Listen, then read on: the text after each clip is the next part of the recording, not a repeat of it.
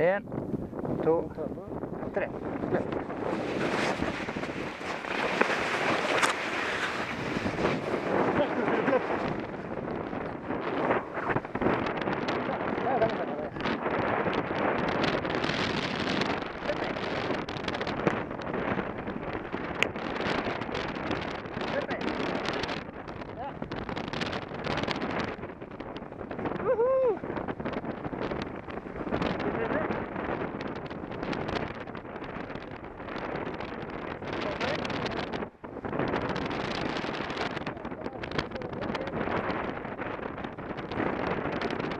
Nå sitter du. Det er bare å sitte som du vil.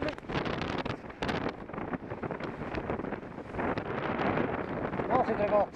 Nå sitter det godt. Jeg var ment på at det var tungt for året på det. Ja, så føles det nå. Ja, det er bra.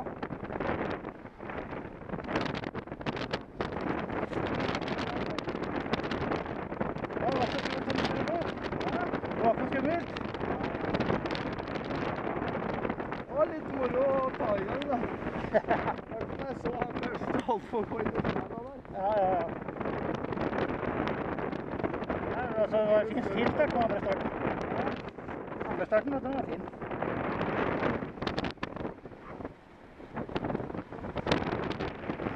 Der setter vi litt termikk.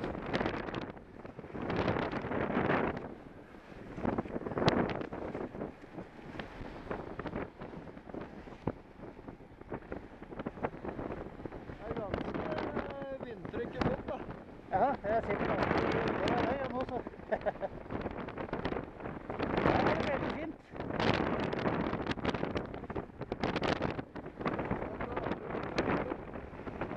Nei, det er en opplevelse dette her, å få lov til å være oppe blant fuglene.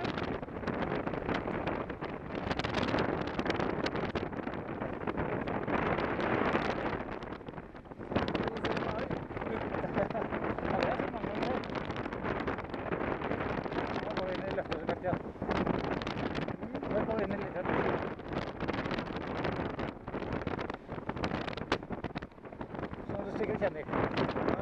Ja, nå kjente du at vi var inne litt løft igjen.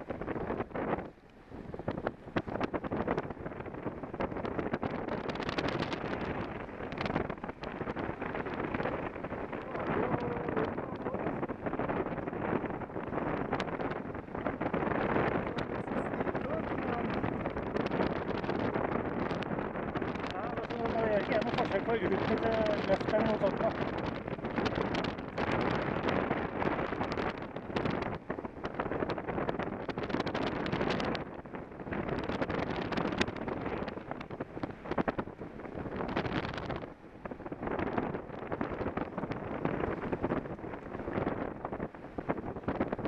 Men sånn som nå har det ikke vært noe problem å flytte opp til Ålen for eksempel.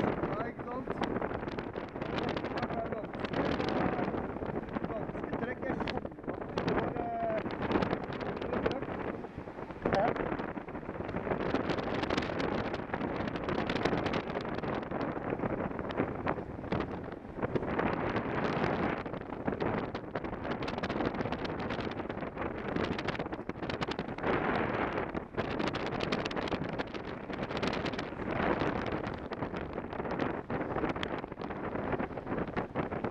Nå har jeg ikke med meg hverken noe høydemåler eller noe sånt som viser hvor løftet er, så nå blir jeg bare på følelsen.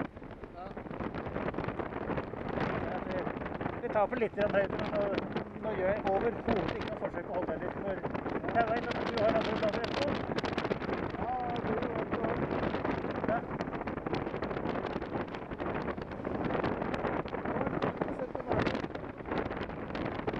Jeg klarer ikke å trylle frem det for deg, altså.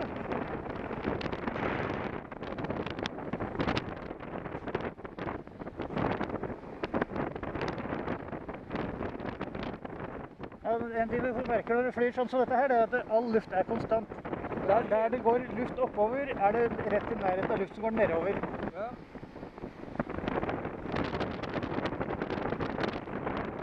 Som går oppover, er rett i nærheten av luft som går nedover. Yes. Så der det er stigområder, er det synkområder i nærheten. fortere lufta går oppover, jo fortere går lufta nedover på andre siden av løftet.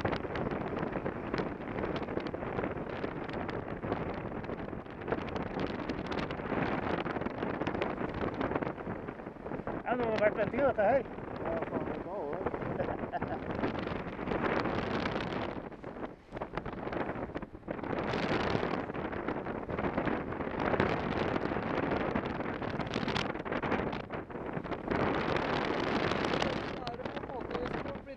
Bakover da. Hva tenker du på? Ja, da har vi et problem. Ja, da har vi et problem, ja. Jeg har fått trimreisere, Ja. så jeg kan øke hastigheten litt. Ok. Men det beste er jo da å tolke lufta før du kommer så langt. Ja, ikke sant? For jeg kjenner jo at det er liksom nesten, så du kommer til det poenget at det nesten må bakover, og så snur du. Nei da, dette har ikke vært noe fare i det hele tatt. Se nå på bakken, så ser du. Men da tenkte jeg at nå går jeg ned mot landing. Ja. Jeg kommer til å lande på det lengste jordet ned mot elva, tenker jeg. Ja, ok. I og med at jeg skal se på vindfølelsen nede der, men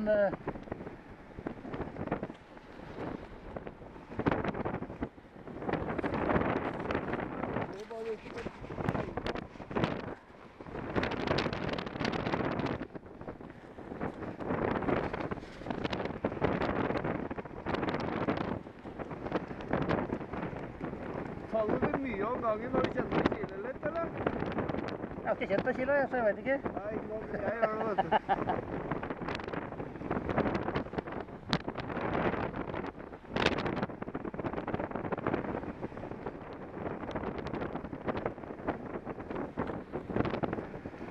Men det som er viktig når du flyr, det er å ha god høyde over også, være høyspent og sånne ting. Ja. Prøv å unngå å treffe dem. Ja. Det andre jordet som jeg pratet på at du skulle lande på, det går an å lande bare tvers over. Altså det går ikke an å lande denne veien, for å se ledningen som går der. Ja. Ja, den der, ja. Ja. Siden. Ja, når du ser røyken der borte, så ser du at det blir feil. Ja. Derfor velger jeg det jordet nede mot elva der. Det er rimelig høyt oppe, altså.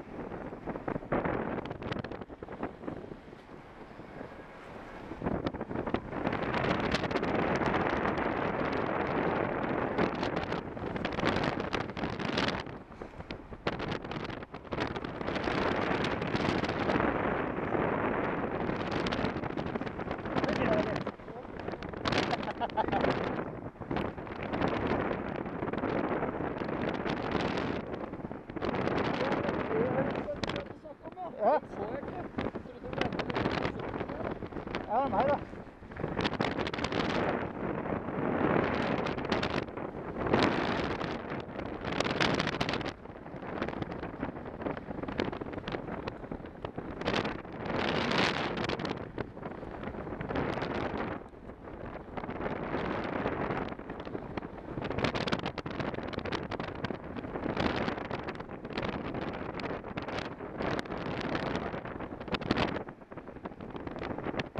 Jeg kjenner at vi har minst hastighet den veien vi flyr nå, så da er det denne veien her jeg har lyst til å lande.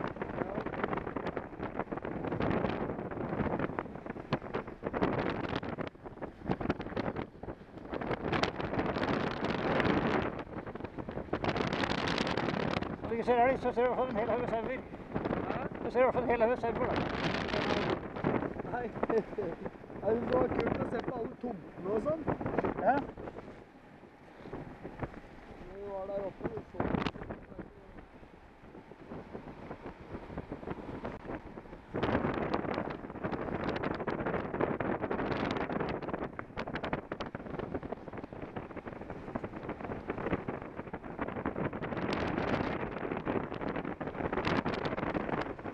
Det kommer sikkert til å være ganske djupt snø der vi skal lande. Det kommer sikkert til å være en del snø der vi skal lande, sier jeg.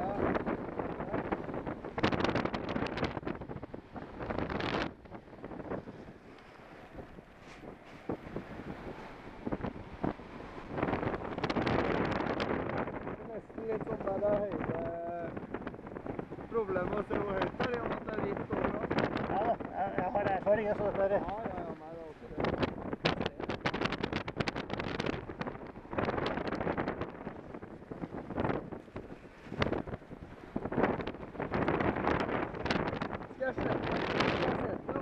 ute, så er det noe. Nå. Ut. Når jeg sier det, så... Og...